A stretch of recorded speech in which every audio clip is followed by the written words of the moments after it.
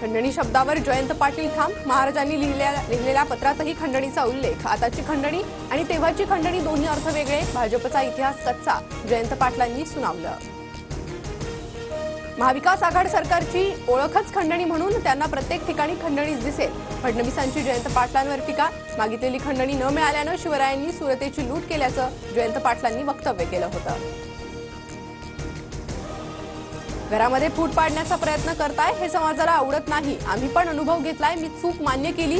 गडचिरोलीतील जाहीर सभेत अजितदादांकडून पुन्हा चुकीची कबुली। खोलवर झालेल्या जखमेचा व्रण जात नाही, जखम वरती बुजल्यासारखी दिसते, व्रण मात्र राहतो।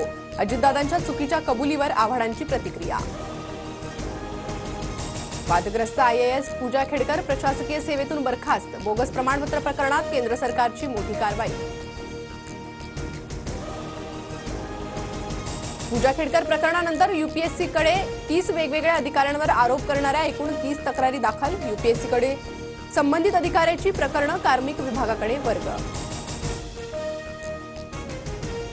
छत्रपती संभाजीनगरमध्ये भुमरे आणि खैरेंमध्ये स्टेजवर वादावादी। खैरे आणि नंदकुमार घोडेले पक्षपात करत असल्याचा भुमरेंचा आरोप, तर माझं स्वागत केल्यानं भुमरेंना राग, खैरेंची प्रतिक्रिया।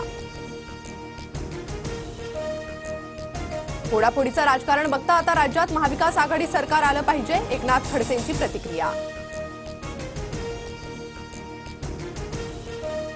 शेतकरी नेते रविकांत तुपकरांचं अन्नत्याग आंदोलन तात्पुरतं स्थगित। मंत्रालयात 11 सप्टेंबरला अजितदादांच्या उपस्थितीत बैठक। तोडगा न निघाल्यास 12 सप्टेंबरला पुन्हा आंदोलनाचा तुपकरांचा इशारा।